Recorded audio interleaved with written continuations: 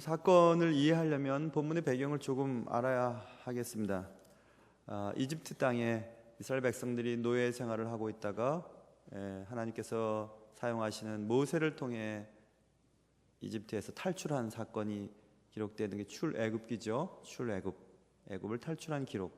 출애굽한 후에 이스라엘 백성들은 광야에서 하나님이 작정하신 기간 동안 광야에서 방황을 하게 됩니다.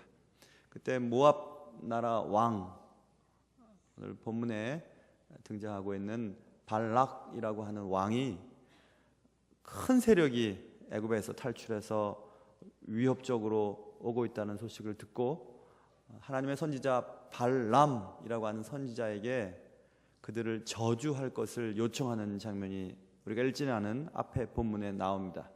그래서 오늘은 이 본문을 우리가 이제 살펴볼 본문을 이해하려면 두 사람을 우리가 먼저 생각을 해야 될 텐데, 조금 전에 제가 설명드렸던 이름이 비슷한 사람 두 사람이 나오죠.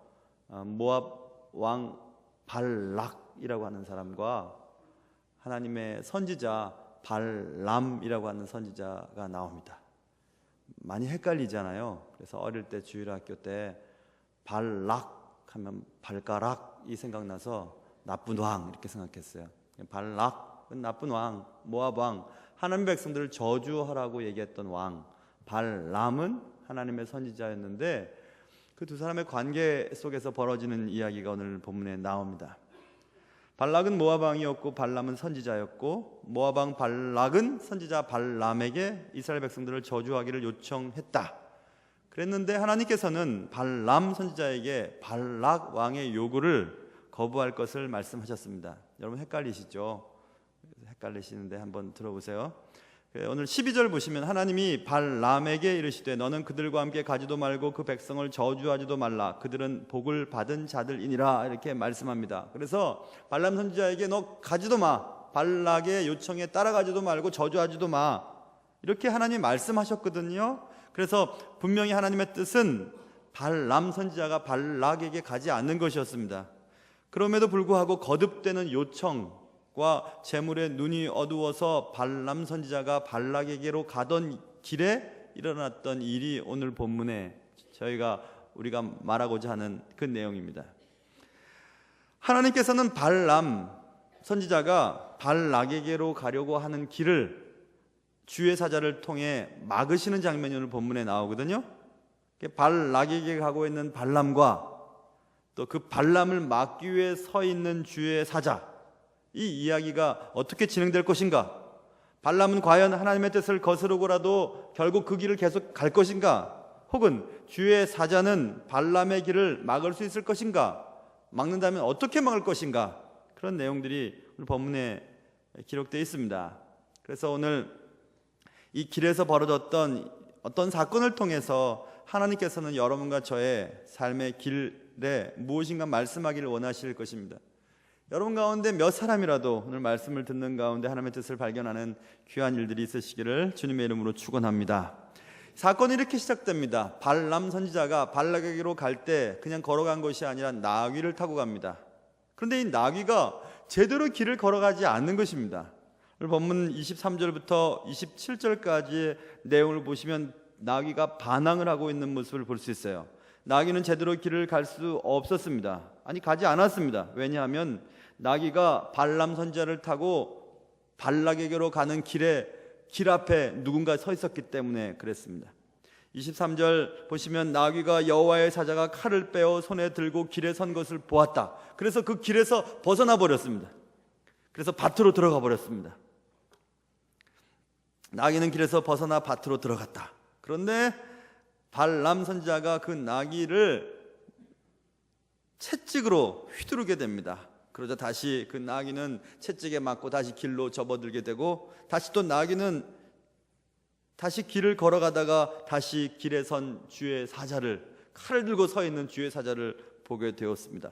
나귀는 너무 놀랐습니다. 그래서 그 나귀는 오늘 본문 25절 보면 나귀가 여호와의 사자를 보고 몸을 담에 대고 발람의 발을 그 담에 짓누름에 발람이 다시 채찍질하니 도저히 못 가겠는 겁니다. 그래서 막 주저주저 하고 있다가 발람을 등에 태운 나귀가 주저주저 하다가 그 벽 담에 발람의 발을 짓이기는 장면이 오늘 나오죠. 그러니 또 얼마나 발람이 화가 났겠습니까? 그래서 또 채찍을 휘두르기 시작합니다. 25절 하반절, 발람이 다시 채찍질하니 여호와의 사자가 더 나아가서 좌우로 피할 데 없는 좁은 곳에 이제 섰습니다. 그러자 나귀가 이제 이리저리도 어떻게 할 수가 없어서 나귀는 이제 여호와의 사자를 보고 27절 발람 밑에 꼬꾸라져 버리는 것입니다. 그러자 또 발람이 화가 나서 지팡이를 들고 또 나귀를 때리기 시작합니다. 28절 보면 3번을 때렸다고 기록이 되어 있는데요, 어쨌든 때렸습니다. 참 불쌍한 나귀, 그렇죠? 나귀가 뭘 잘못했습니까? 그냥 눈에 주의 사자를 본 것밖에 없는데 이제 불쌍하게 나귀는 계속 맞습니다. 나귀는 앞으로도 갈 수 없고 뒤로 갈 수도 없고 계속 맞기 시작합니다. 나귀는 발람 밑에 엎드러져 버렸습니다. 이 나귀는 사람을 처음 태운 초보 나귀가 아니었습니다. 발람을 태운 나귀는 발람에게는 매우 익숙한 나귀였음을 30절에 말하고 있죠. 나귀가 발람에게 갑자기 얘기합니다. 나는 당신이 오늘날까지 당신의 일생 동안 탄 나귀가 아닙니까? 내가 언제 당신에게 이같이 하는 버릇이 있었습니까? 이렇게 얘기하는 것을 보면 이 나귀는 무척 발람과 함께 같이 생활을 많이 했던 나귀인 것을 알 수 있습니다. 발람을 처음 태운 나귀가 아니었다는 것을 알 수 있죠. 처음 운전대를 잡은 초보 운전자가 아니었음을 알 수 있어요. 운전 잘하는 사람입니다. 그런데 희한하게 그날따라 길에서 자꾸 벗어나고 또 차가 다른 데로 가다가 몸을 다치기도 하고 갑자기 차가 서버리는 일들도 생겼습니다. 참 희한하죠. 그날따라 왜 그렇게 그런 일이 생겼는지 모르겠습니다. 그날따라 나귀는 매우 이상한 행동을 보여주고 있었습니다. 발람이 보았을 때 그 나귀는 분명히 지금 반항을 하고 있음을 짐작하게 되죠. 이 나귀가 지금 가기 싫구나, 일하기 싫구나, 나 태우기 싫구나 하고 나귀는 나귀를 향해 폭력을 휘두르기 시작하죠. 그러나 우리는 본문을 통해서 살펴본 것처럼 나귀는 일을 하기 싫거나 발람을 태우러 가는 일을 게을리했던 것이 아니었습니다. 나귀는 단지 주의 사자가 칼을 들고 그의 앞에 서 있었기 때문이었음을 성경은 말해주고 있습니다. 칼을 빼어 손에 들고 길에 선 주의 사자를 보고 끔찍할 수 없는 것은 당연한 거죠. 그러나 나귀는 그것을 보고 있는데 정작 하나님의 사람이라고 하는 발람은 재물과 명성에 눈이 어두워서 그 사실을 보지 못하고 있다는 것입니다. 이 일은 예사롭지가 않은 일이었죠. 금방 제가 읽어드린 것처럼 하나님께서는 나귀의 입을 여셔서 발람에게 얘기합니다. 내가 언제 이런 일을 했느냐, 이렇게 나귀가 오히려 발람에게 얘기합니다. 주인의 말에 순종하지 않은 이유가 않았던 일이 한 번도 없었는데 지금 내가 이렇게 하고 있다, 이렇게 말하고 있죠. 나귀가 발람의 말에 순종하지 않았던 것은 굉장히 이상한 일이었습니다. 예사롭지 않은 일이었죠. 평범한 일이 아니었습니다. 우리는 예사롭지 않은 일을 우리가 사는 동안 가끔씩 만나게 됩니다. 늘 하던 일이었는데 그날따라 그 일이 잘못되는 일들도 있을 것이고, 한 번도 실수를 하지 않은 그 어떤 일을 실수하는 경우들도 있을 것입니다.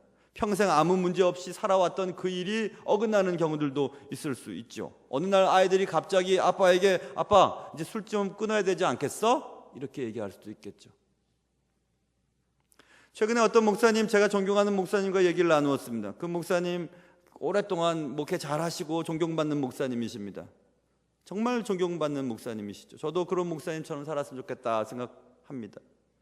그 목사님이 자신의 딸을 출퇴근시키느라고 딸을 태우고 강을 건너다가 딸이 갑자기 아빠에게 그렇게 얘기를 했더랍니다. 아빠, 요즘 초심을 잃은 것 같아, 이렇게 얘기를 했더랍니다.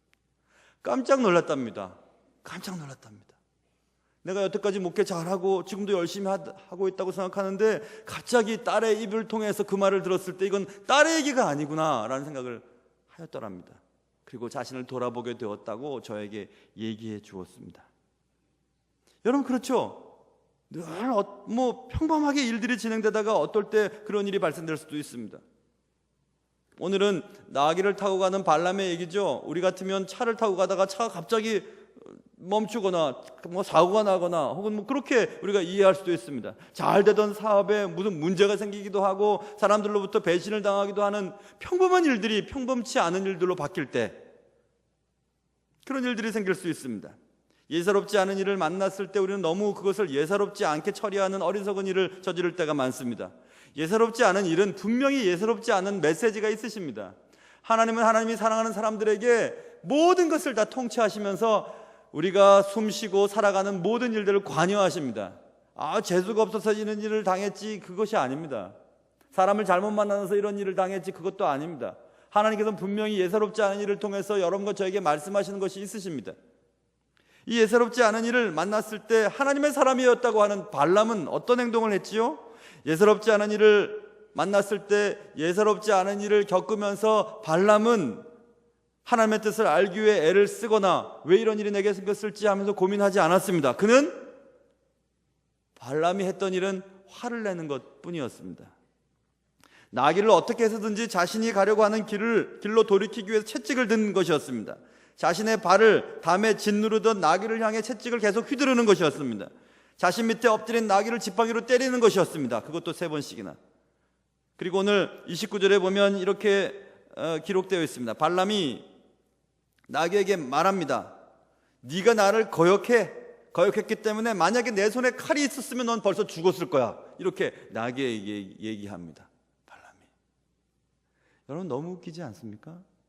지금 칼을 들고 있는 분이 누구시죠? 하나님 보내신 여호와의 사자가 너 길이 잘못됐어, 가면 안 돼 라고 하나님의 명령에 불순종하고 있는 발람을 징계하기 위해 칼을 들고 있는 주의 사자가 있는데, 발람은 지금 너 내 손에 칼이 있었으면 너 불순종한 넌 죽었을 거야 이렇게 얘기하고 있습니다. 얼마나 우스꽝스러운 얘기입니까? 하나님께서는 우리의 삶의 많은 길 가운데 잘못된 길을 걸어갈 때 우리 길을 막으십니다. 우리의 길을 막으시는 도구로 사람을 사용할 때도 있고 일을 사용할 때도 있고 여러 가지 일들을 사용하십니다. 그럴 때 우리는 그 사람에게 화를 내고 그 일에 불평을 하면서 원망을 하며 그렇게 살 때가 많이 있죠.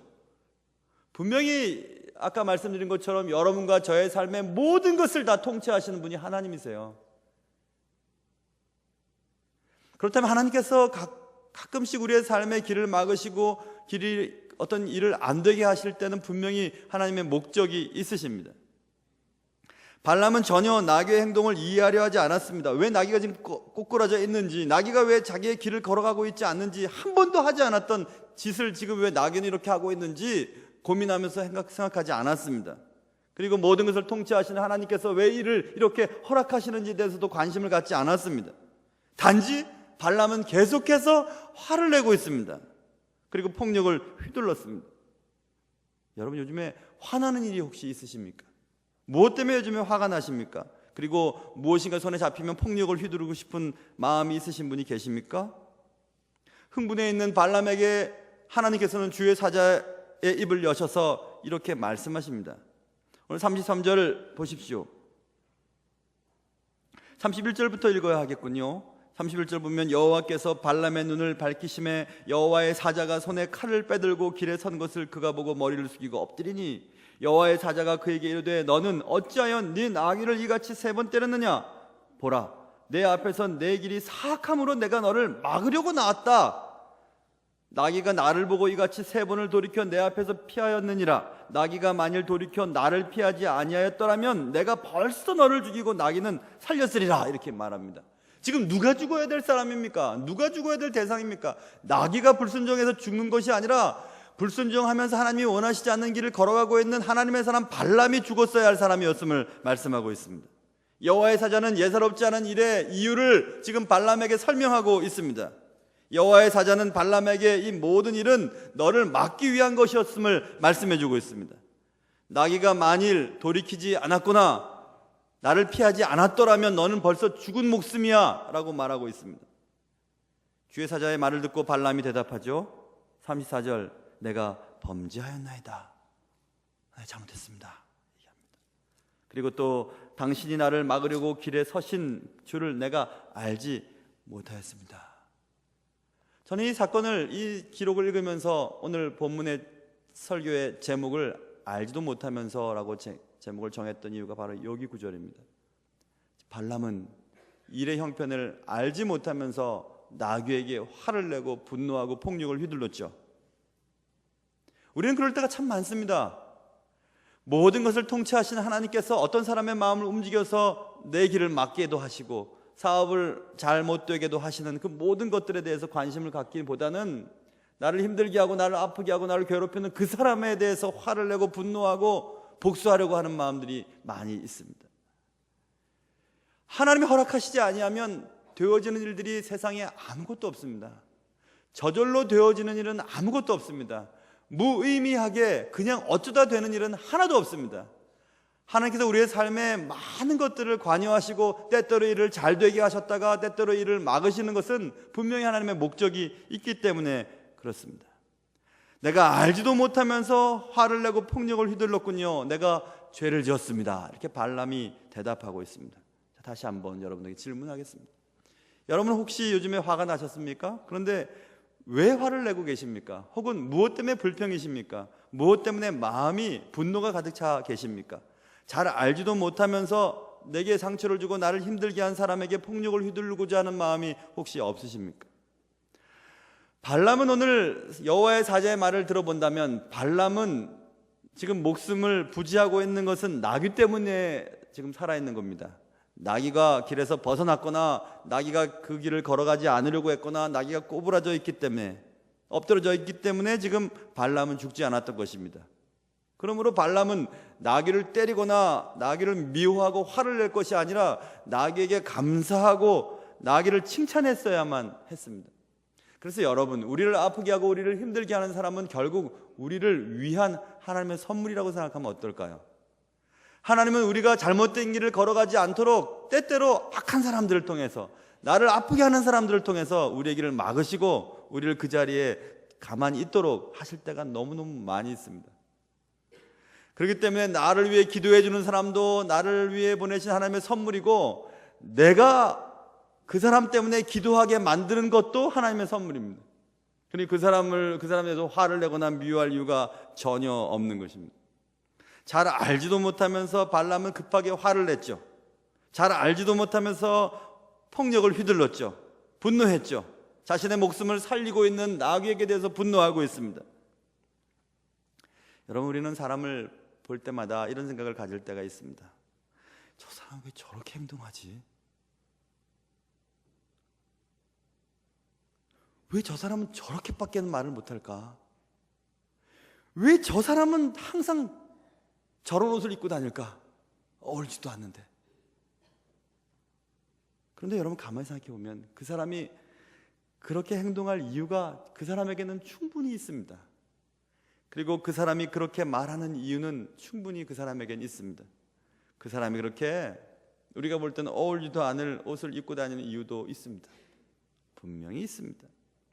얼마 전에 책을 읽다가 어떤 책의 한 구절에 눈에 들어왔습니다.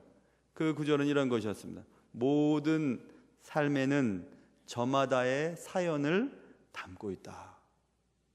이 구절을 읽는데 가슴이 뭉클하면서 그래, 여러분 각각의 사람들의 삶은 여러분들이 살아온 삶의 흔적들의 결과이죠. 지금 여러분의 삶의 모습은 여러분이 살아왔던 많은 삶의 결과로 지금 나타난 것입니다.